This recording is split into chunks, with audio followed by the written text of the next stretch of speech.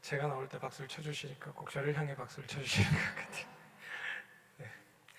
제가 올라오면서 일부 예배 때도 말씀드렸는데 제가 다짐한 게 하나 있습니다. 울지 말자. 울지 말자. 근데 일부 예배를 드려보니까 제 감정 때문에 울게 되는 게 아니라 여러분들이 울고 계셔가지고 제가 덩달아 울게 되더라고요. 그러니까 여러분들 슬프진 않으시겠지만 혹시라도 마음이 드시더라도 울지 마시기를 부탁드립니다. 하나님의 위로와 은총과 복주심이 말씀을 들으시는 여러분들에게 늘 함께하기를 소망합니다. 극작가 버나드 쇼라는 작가의 묘비명에는 이런 이야기가 쓰여 있다고 합니다. 우물쭈물 하다가 내 이럴 줄 알았다. 네. 오늘 제가 여러분 앞에 선 마음이 꼭 이렇습니다. 좀 더 열심히 할 걸, 좀 더 열심히 사랑할 걸, 좀 더 잘 좀 할 걸, 이런 마음입니다. 언젠가 이런 날이 올 거라고 생각은 하고 있었지만 이별이 이렇게 빨리 우리 가운데 오리라고는 사실 미처 생각하지 못했던 일입니다. 그래서인지 우물쭈물 하다가 내 이럴 줄 알았다 라는 말이 특별히 더 실감나는 오늘입니다. 지난 6월 말에 대전의 한 교회에게 본인이 개척하시고 평생을 섬겨오셨던 한 목사님이 많지 않은 나이로 지병이 있으셔서 그 지병 때문에 소천하신 일이 있었습니다. 지병이 있으셨고 지병 때문에 투병도 하셨던 걸로 알고 있습니다. 하지만 결국 병환을 이기지 못하셨습니다. 26년 동안 한 목자를 중심으로 하나님의 일을 감당하던 그 교회가 구심점이던 목자를 잃어버리는 순간이었습니다. 한 20명, 30명 남짓 모여 하나님께 예배드리던 작은 교회였기에 그 구심점이 되신 목사님을 잃은 충격은 사실 말할 수 없이 컸고, 또 그 충격으로 교회가 흔들릴 것을 걱정했기에 빨리 이 상황을 수습하기 위해 목회자를 모셔야 했습니다. 그때 대전에 계셨던 한 목사님께서 남원에 제일교회라는 데가 있는데 거기에 부목사님 중에 좋은 분이 있다. 그게 저입니다. 네. 좋은 분이 있다 말씀을 해주셨고, 그 교회는 그 말씀을 듣고 저를 청빙하기로 결정하였습니다. 이래저래 여기저기 여러 경로와 통로를 통해서 제가 어떤 사람인지를 확인하셨던 것 같고요. 그래서 들리는 말로는 그 정도면 훌륭하다, 괜찮다, 제 이런 얘기가 참 부끄럽지만 그런 얘기를 들으시고 교회는 저를 청빙하기로 하셨습니다.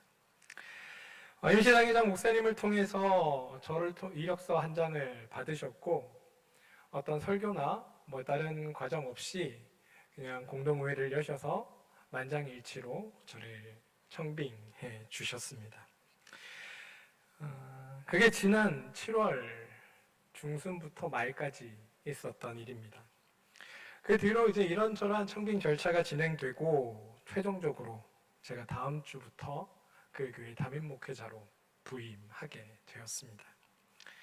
최근 교회들의 청빙 과정을 보면 총회 공고를 내고 여러 명의 지원자들의 지원을 받고 그 중에서 몇몇을 또 출연하고 또 출연한 분들의 설교를 다 듣고 그 중에 이제 제일 잘 맞다고 생각하시는 분을 이렇게 이렇게 해서 이렇게 청빙해서 목회자로 세워 주시는 게 일반적인 최근의 청빙의 과정인데,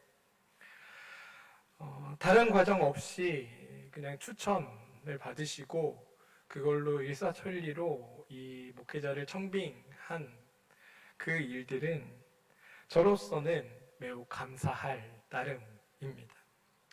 또 그렇기에 그 청빙을 거절할 수 없었던 것도 저의 입장이었습니다.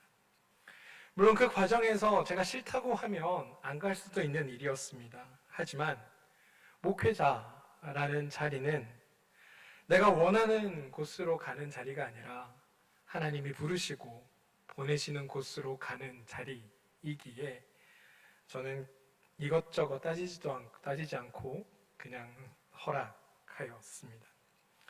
저에게는 참 감사한 일입니다. 교회는 20분 정도 모여 예배를 드리고 계시고 상가 2층에 있는 작은 교회입니다. 사실 세속적인 관점에서 보면 그곳에 가는 게 맞는 선택인가? 라는 의문을 충분히 가질 수도 있습니다. 그리고 개인적으로도 사실 제 성에 차지 않았던 것도 사실입니다. 어떤 지인 목사님이 저한테 이런 얘기를 한번 해주신 적이 있습니다. 원래 첫 목회지는 한 100명쯤 모이고 사례도 좀 제대로 좀 받고 그리고 교회 건물도 좀 번듯이 있어야 그런 교회 가서 목회를 해야 좀 오래 할 수 있다. 잘못 상가교회 잘못 가면 맨날 월세 갚느라 목회도 제대로 못하는 경우들이 많다. 그러니까 너 잘 고민해라. 그냥 쉽게 결정할 일 아니다. 물론 그 말씀대로 하고 싶지 않은 목회자가 어디 있겠습니까? 저 또한 그랬습니다. 그래서 이제 저를 청빙해 주신 그 모든 과정에 감사했고 그 모든 과정이 무리 없게 진행된 것에 하나님의 선한 인도하심이 있다는 것을 알면서도 실제로 그 교회의 이야기를 듣고 처음으로 그 교회에 가서 그 교회를 방문했을 때 제 안에 든 실망감은 사실 이루 말할 수 없이 조금 컸습니다.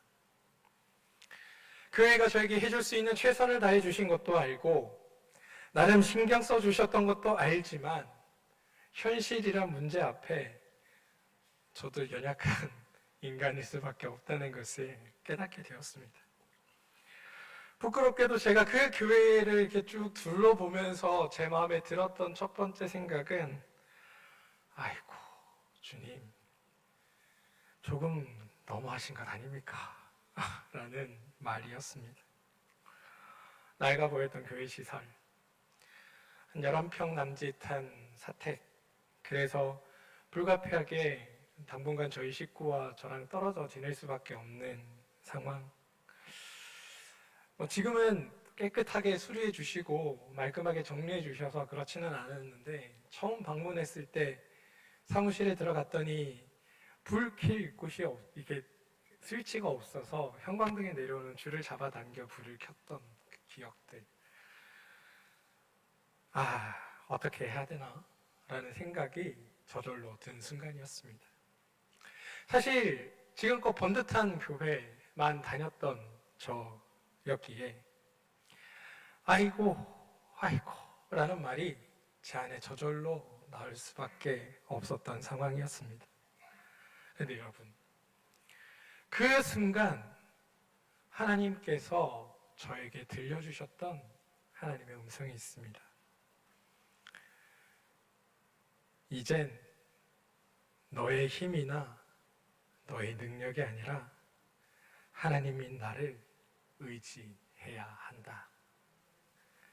네가 무언가를 할 생각을 내려놓고 하나님인 내가 이 교회를 통해 너를 통해 할 그 일에 네가 더 집중하라. 교회를 둘러보고 다니는 동안 내내 제 마음을 짓눌렀던 그 무거운 돌덩이가 그 음성을 통해 한순간에 사라지는 기분이었습니다. 그렇습니다, 여러분. 현실의 교회는 작고 낡고 좀 어려워 보이는 듯 하여도 하나님께서 나를 그곳으로 이끄실 때 그 일 가운데는 하나님의 선한 계획과 뜻이 있었다는 사실을 저는 새삼 발견하게 된 것입니다. 그건 여러분에게도 마찬가지일 거라 생각합니다.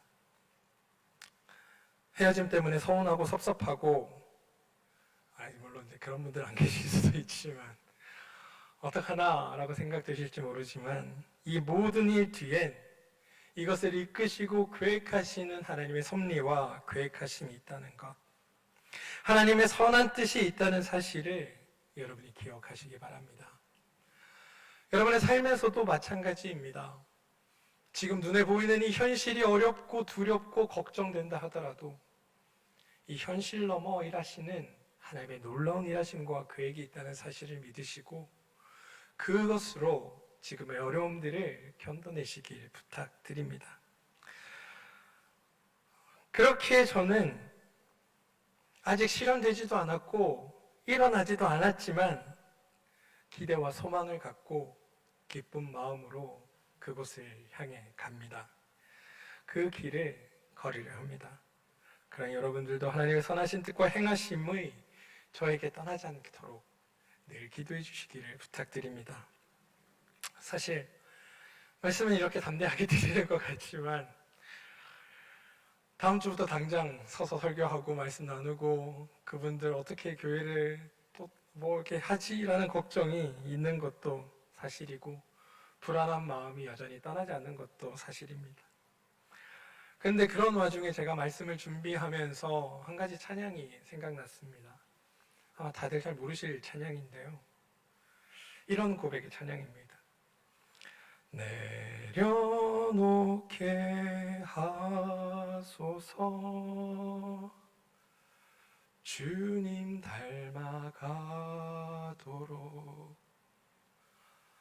마음껏 쓰시도록 내려놓게 하소서 내려놓게 하소서 주님 닮아가도록 마음껏 쓰시도록 내려놓게 하소서. 네. 이 짧은 문장으로 이루어진 이 찬양 짧은 기도와 같은 이 찬양이 저에게 제 마음속에 이렇게 고백되어졌습니다. 이 찬양을 부르다 제가 깨닫게 된 것이 하나 있습니다. 지금 내가 무엇 때문에 두려워하고 무엇 때문에 걱정하고 있는가? 그건 아마 어쩌면 내가 정해놓은 어떤 그림, 내가 첫 목회지는 이러해야 한다고 생각했던 그 기준에 혹시 미달되지 않아서는 아닐까? 객관적으로 살펴보면 제가 청빙된 그 모든 과정이 감사의 과정이고 은혜의 과정이고 하나님의 주도하심 가운데 이루어졌다는 것을 알면서도 여전히 나는 내가 세워놓은 어떤 기준에 미치지 못하는 것 때문에 내가 그려놓은 그림에 합당하지 못하는 것 때문에 두려워하고 불안해하고 있는 것은 아닌가. 그동안 제가 숱하게 여러분들 앞에서 우리 앞에 닥치는 수많은 고난과 역경처럼 보이는 일들 앞에 우리는 단순히 그 문제에만 집중해서는 안 됩니다. 그 너머에 일하시는 하나님께 집중해야 됩니다. 그 일을 통해 이루실 하나님의 뜻이 무엇인지에 우리는 집중해야 합니다라고 숱하게 여러분들 앞에 말씀을 드렸지만 정작 내 문제 앞에 나의 현실 앞에 나는 그러한 하나님의 뜻은 보지 못하고 지금 나의 것만 보고 있는 것처럼 느껴졌습니다. 문득 새삼 제가 참 부족하구나 라는 것을 깨닫게 되는 순간이었습니다. 그러면서 그래, 하나님 앞에 더 낮아지고 더 낮아져야지 라는 생각을 하게 되었습니다. 저는 여러분들에게도 이와 같은 일이 있기를 소망합니다. 우리의 삶이 힘들고 괴롭고 어려울지라도 그것이 다가 아닙니다. 하나님 어디 계십니까? 원망할 일이 아닙니다. 그 일 넘어 일하실 하나님의 계획과 놀라운 섭리는 여전히 우리 삶에 계속되고 있으며 그것을 넘어 하나님은 더 큰 일들을 이루어 가십니다. 우리가 봐야 할 것은 바로 그 너머의 일들이라는 사실을 기억해 주시기를 부탁드립니다. 급히 이사를 하면서 제가 이삿짐을 싸다가 예전 전도사 때 목사 안수를 받기 전에 사용하던 아이디어 노트를 제가 이렇게 찾아내었습니다.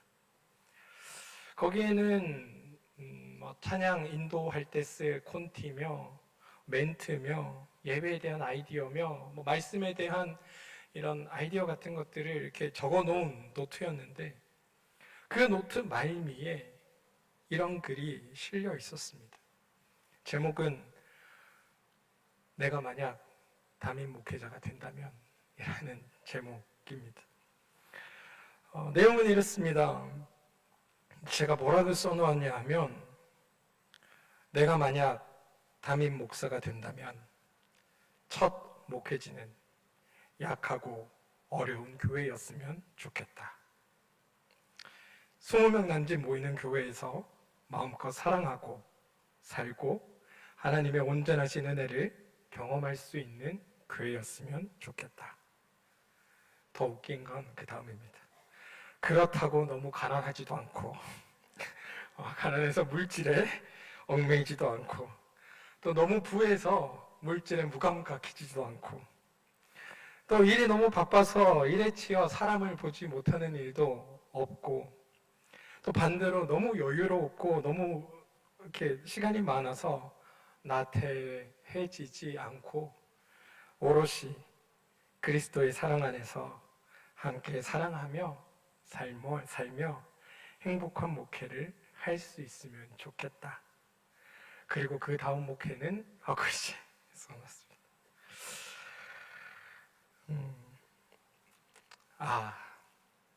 하나님한테 또 당했구나. 또 하나님께 내가 또 낚였구나 라는 생각을 했습니다. 후회가 됐습니다. 왜 이렇게 썼지? 청소년부 수련회를 이번에 여름에 이제 아이들과 다녀왔는데 그 수련회에서 하셨던 목사님들의 일관된 고백이 하나 있습니다. 내가 청소년부 때 청소년부 수련회를 따라갔더니 그 수련회에서 은혜 받아가지고 주님, 제가 주님이 이끄시는 대로 따라가겠습니다. 뭐 엉엉 울며 찬양하고 기도했는데 후회된다. 지금 내가 여기서 이러고 있는 게 그때 수련회 한번 잘못 가서 일어난 일이다. 이렇게 고백들 하시더라고요. 저도 마찬가지. 왜 이렇게 썼지? 그냥 적당히 좋은 교회, 큰 교회 가서 적당히 잘 지내고 적당히 편하게 목회하고 싶다고 썼어도 될 뻔했는데 왜 이렇게 썼을까?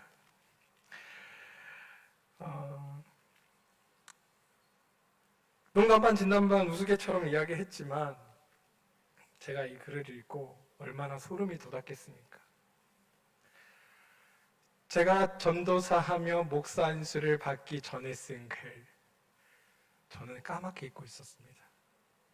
그런 걸 쓴 조차도 기억하지 못하고 있었습니다. 그런데 하나님은 그걸 기억하고 계셨던 겁니다.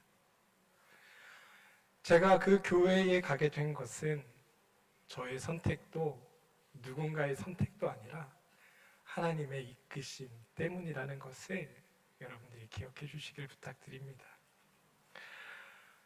그리고 그 다음 목회지는 이 부분은 오늘 제가 가서 찢어가지고 불태우려고 지금 생각하고 있습니다. 혹시 여러분들 저랑 비슷한 또래에 계신 분들이 혹시 계시다면 혹시 젊은 시기에 그 은혜 받아서 함부로 이렇게 휘갈겨 쓴 글이 없는지 집에 가서 찾아보시고 꼭 읽어보시고 찍고 불태우시기를 당부드립니다. 이 길이 하나님께서 이끄시는 길이구나.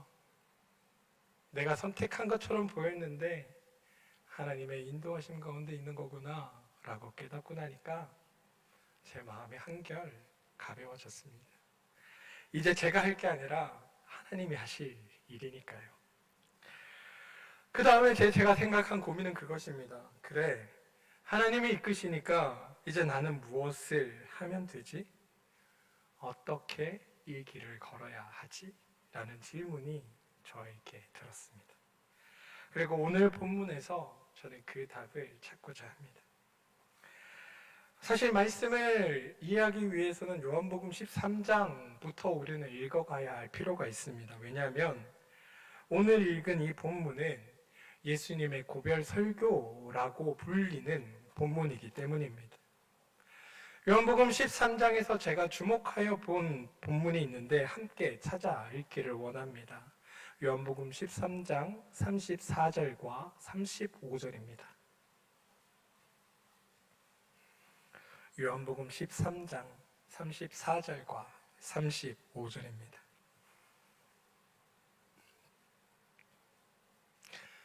찾으셨으면 한 목소리로 한번 읽어볼까요? 새 계명을 너희에게 주노니 서로 사랑하라. 내가 너희를 사랑한 것 같이 너희도 서로 사랑하라. 너희가 서로 사랑하면 이로써 모든 사람이 너희가 내 제자인 줄 알리라. 아멘. 오늘 예수님은 우리에게 새로운 계명을 말씀하시는데 그 계명은 다름 아닌 사랑해라. 사랑함이 전부다. 더 쉽게 말하면 얘들아, 사랑이 다다. 사랑이 다다. 이렇게 말씀하고 있다는 겁니다. 우리가 서로 사랑하라. 사랑하면 그 사랑함을 통해 모든 사람이 여기서는 예수님을 의미하니까 예수님의 제자인 줄 알게 될 것이다 라고 말씀하고 있다는 것입니다.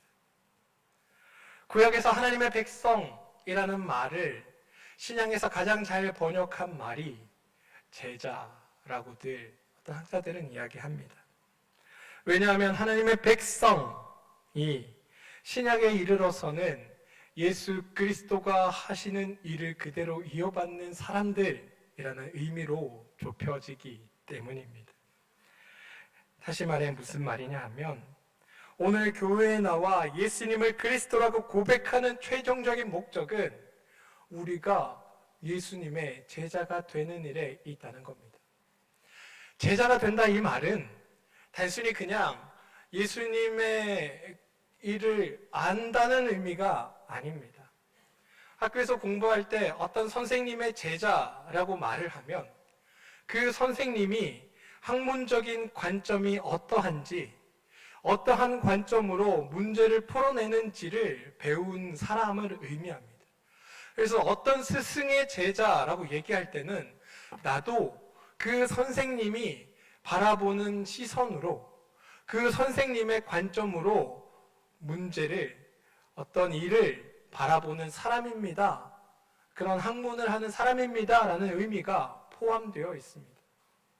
따라서 우리가 예수 그리스도의 제자다라는 말은 예수님께서 세상을 어떤 눈으로 바라보셨는지, 무엇을 예수님의 삶에서 가장 중요하게 여기셨는지, 어떤 시각으로 세상을 살아내고 사람들을 바라보셨는지를 그대로 본받아 그 눈으로 세상을 보고 사람을 보는 사람이라는 의미라는 겁니다. 그리고 예수님이 가지셨던 그 눈의 가장 중심에는 바로 이 사랑이 있다는 겁니다. 예수님의 제자라는 말은 예수님의 사랑의 눈으로 세상을 바라보고 사람들을 바라보고 세상의 문제를 쳐다보는 사람들이라는 말이 포함되어 있습니다. 그러니 우리가 예수의 그리스도의 제자가 된다는 것은 우리 또한 그 사랑의 눈으로 세상을 바라보는 사람들입니다. 그 사랑의 눈으로 사람들을 바라보는 사람들입니다. 그 사랑의 눈으로 여러 문제들을 쳐다보는 사람들입니다. 라는 의미가 포함되어 있다는 겁니다. 그런데 저는 여기서 한 걸음 좀 더 나가기를 소망합니다. 사실 성경에는 하나님 나라의 백성, 그리스도의 제자라는 말보다 우리와 하나님의 관계를 더 분명하고 명확하게 표시하는 말이 있습니다. 바로 하나님의 자녀라는 말입니다. 요한복음 1장 12절 영접하는 자, 곧 그 이름을 믿는 자들에게는 하나님의 자녀가 되는 권세를 주셨으니, 요한일서 5장 2절 우리가 하나님을 사랑하고 그의 계명을 지킬 때에 이로써 우리가 하나님의 자녀가 되는 우리가 하나님의 자녀를 사랑하는 줄을 아느니라. 이 하나님의 자녀라는 말은 그리스도의 피로 새롭게 맺어진 하나님과 우리와의 관계를 의미하는 말입니다. 예수님께서 하나님을 아버지라 부르셨듯이 너희도 하나님을 아버지라 부르고, 하나님을 아버지라 부르는 그 모든 자들은 모두 다 하나님의 자녀가 되는 권세를 얻었다라는 게 성경의 고백입니다. 부모와 자식의 관계는 내가 선택해서 끊거나 멈출 수 있는 게 아니지 않습니까? 내가 부모를 선택할 수 있는 것도 아니고 부모가 자녀를 선택할 수 있는 것도 아닙니다.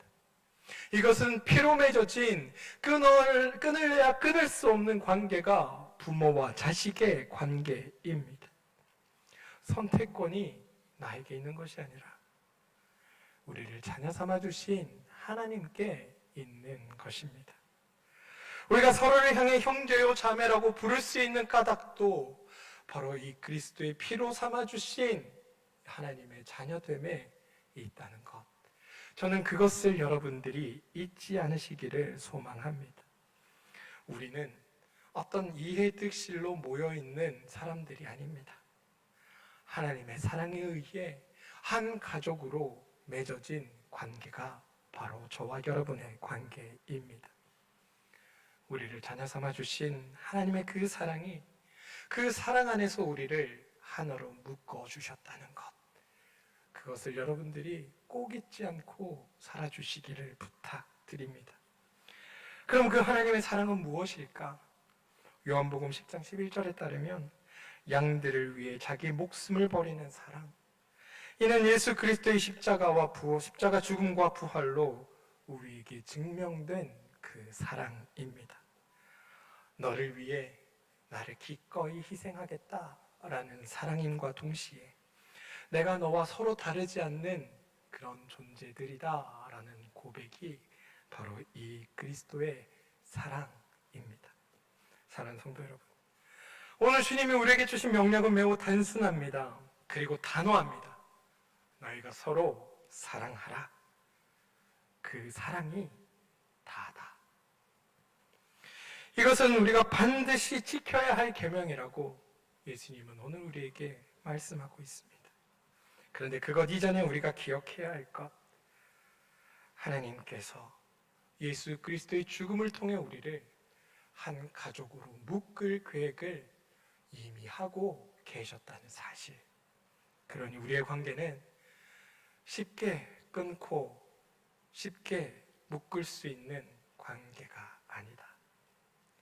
우리가 어디에서 무엇을 하건 우리는 여전히 하나님의 사랑 안에 한 가족이다 라는 사실을 여러분들이 기억해 주시길 바랍니다. 그 가족이 해야 할 일, 다만 사랑하며 살 일. 저는 남원제일교회가 그 사랑으로 충만한 교회가 되기를 주님의 이름으로 축원드립니다. 아버지가 나를 사랑한 것 같이 나도 너희를 사랑하였으니 나도 너희를 사랑하였으니 나의 사랑 안에 너희가 거하라. 그리고 내가 아버지의 계명을 지켜 그의 사랑 안에 거하는 것 같이 너희도 내 계명을 지키면 내 사랑 안에 거하게 되리라. 내가 이것을 너희에게 이름은 내 이름이 너희 안에 있어서 너희의 기쁨을 충만하게 하려 함이고 내 계명은 오직 내가 너희를 사랑한 것 같이 너희도 서로 사랑하라는 이것이니라. 요한복음 15장 5절에서 12절 말씀입니다. 사랑하는 성도 여러분, 오늘 제가 지금 여러분들과 나눈 이 본문은 사실 제가 남원제일교회의 첫 설교로 나누었던 본문입니다. 제가 4년 전 여러분들 앞에 무슨 내용으로 말씀을 나누었나 살폈더니 이 본문을 가지고 제가 여러분들을 사랑하겠습니다. 그러니 여러분들도 가지고 있는 그 사랑으로 저를 사랑해 주십시오 라는 이야기였습니다. 제가 그때 설교한 말씀대로 여러분들을 충분히 사랑했는가? 그 질문 앞에는 사실 고개를 들지 못할 정도로 부끄럽고 죄송한 마음입니다. 그런데 반대로 여러분들은 저를 분에 넘치는 사랑으로 사랑해 주셨습니다. 그 사랑 때문에 제가 이 4년간이 행복할 수 있었습니다. 그래서 떠나는 제 마음이 참 죄송스럽고 또 한없이 감사합니다. 제가 2018년 8월 마지막 주 월요일부터 부목사로 남원제일교회에서 사역을 시작하고 9월 첫 주 부임 인사를 드리고 딱 횟수로는 5년, 만으로는 4년을 되었습니다. 제가 나이가 44, 한국 나이로 44이니까 제 40대의 전부를 남원제일교회에 있는 여러분들과 함께 지냈습니다. 아마 급작스러운 헤어짐이어서 서운하실 수도 있고, 또 아이고 그놈 참 꼴보기 싫었는데 잘 간다. 다음부터 속 시원하게 교회 나와도 되겠다 라고 생각하실 분들도 계실지 모르겠지만, 전 제가 여기 있는 동안 여러분들이 저에게 베풀어 주셨던 그 사랑으로 인해서 참 감사하고 행복했다는 말씀을 드리고 싶습니다. 또 그 받은 사랑을 힘삼아 새로운 사역지에 가서 열심히 사랑하며 섬기도록 하겠습니다. 그러니 혹 저의 인간적인 부족함으로 인해서 제가 있었던 동안 저의 인간적인 연약함과 모자람으로 인해서 저를 통해 혹시 마음을 다치셨거나 마음이 상하셨거나 상처를 받으셨던 분이 계시다면 이 자리를 빌려 진심으로 사죄를 드리고 너그러운 마음으로, 그 넓은 마음으로 저를 용서해 주시기를 부탁드립니다. 또한 바라기는 제가 담임 목회 나가는 게 여러분들에게는 어떻게 받아들여질지 모르지만, 한 아이가 가정에 태어나서 사랑으로 성장하고 때가 되어 또 새로운 가정을 이루어 나가듯이 부족한 제가 여러분의 사랑 가운데 자라고 성장하고 이제 때가 되어 독립하여 새로운 가정을 이루어 나가는 것으로 이해해 주시기를 부탁드립니다. 그러니까 담임 목사 나갔으니까 끝이 아니라 남원제일교회에 또 다른 한 가족이 생겼구나 라고 여겨주시고 여전히 저를 향한 그 사랑들을 베풀어 주시기를 부탁드립니다. 끝이 아니라 새로운 가정이 여러분들에게 생겨난 것입니다. 그 가정이 하나님 안에서 잘 자리 잡고 축복 안에서, 그리스도의 사랑 안에서 아름다운 가정으로 성장할 수 있도록 여러분이 기도로 후원해 주시기를 진심으로 부탁드립니다. 저는 제게 베풀어 주신 그 사랑을 잊지 않고 기억하겠습니다. 그리고 지금껏 그랬듯이 여러분들을 위해 기도하겠습니다. 그럼 여러분들도 지금처럼 저를 위해 기도해 주십시오. 사랑하며 그렇게 사는 하나님의 가족으로 우리는 묶여 있습니다. 기도하겠습니다. 하나님, 연약한 종이 하나님의 사랑에 힘입어 남원제일교회에 와서 큰 사랑을 받고 또 큰 사랑 안에 자라서 이제 새로운 목회지로 나가 새로운 가정을 이루려고 합니다. 하나님, 그 자리에서도 받은 사랑을 기억하고 그 사랑으로 섬기며 살아가는 목회자 되게 도와주시고, 우리 남원제일교회의 그 사랑을 잊지 않고 그곳에서도 사랑함으로 하나님의 나라를 만들어가는 일에 쓰임받도록 인도하여 주시옵소서. 남아 계신 우리 남원제일교회 성도님들 위해 하나님의 크신 사랑이 함께 하여 주시고, 이 사랑 위에 우리 성도님들이 더 깊이 사랑할 수 있도록 은혜 베풀어 주시옵소서. 예수님의 이름으로 기도합니다. 아멘.